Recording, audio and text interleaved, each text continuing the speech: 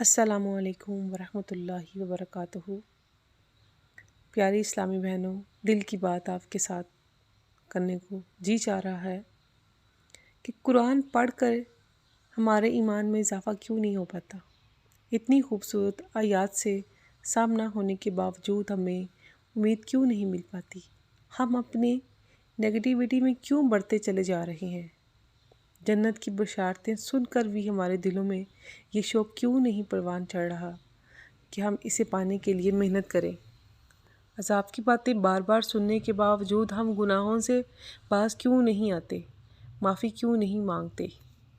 اس کی وجہ یہ ہے کہ ہم قرآن سے سبق حاصل کرنا ہی نہیں چاہتے، ہم اس سے موٹیویشن لینا ہی نہیں چاہتے، ہم نے اسے صرف تلاوت تک ہی محدود کر لیا ہے۔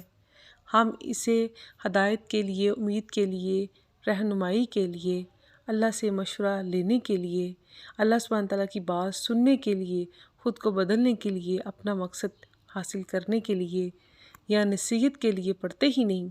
ہم اسے کیسے محسوس کریں گے؟ ہم اسے محسوس کرتے ہی نہیں، ہم اس کی آیت کو اپنے لیے سمجھتے ہی نہیں۔ قرآن تب اثر کرتا ہے، قرآن سے دل تب بدلتے ہیں، زندگی تب بدلتی ہے، ہماری سوچ تب بدلتی ہے، اعمال کے بدلنے کا سفر تب شروع ہوتا ہے جب ہم سے ہر ایک کو یقین ہو کہ یہ میرے لیے ہے۔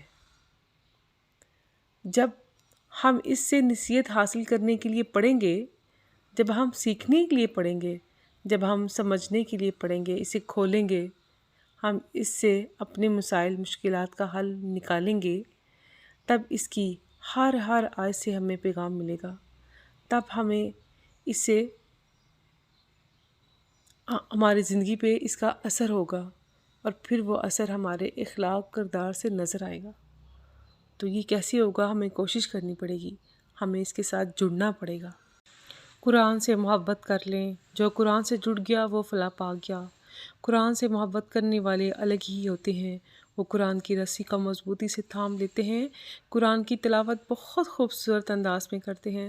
قرآن مجید عرش سے اتری ہوئی کتاب ہے، اس میں ہدایت والوں کے لیے ہدایت ہے، جو اس کو مضبوطی سے تھام لیتے ہیں وہ کبھی گمراہ نہیں ہوتے۔ یہ تو دلوں کو موم کرنے والی کتاب ہے، اس کی آیات ستاروں کی طرح ہیں، قرآن کا علم دلوں کے رنگ کو مٹاتا ہے۔ قرآن مجید ایک روشن کتاب ہے، اس کے ذریعے آنکھوں کے اندھیرے دور ہوتے ہیں، جو قرآن سے جڑ جاتے ہیں وہ اللہ کی رحمت کے سائے میں آ جاتے ہیں۔ قرآن ان تمام چیزوں سے بہتر ہے جو لوگ جمع کرتے ہیں۔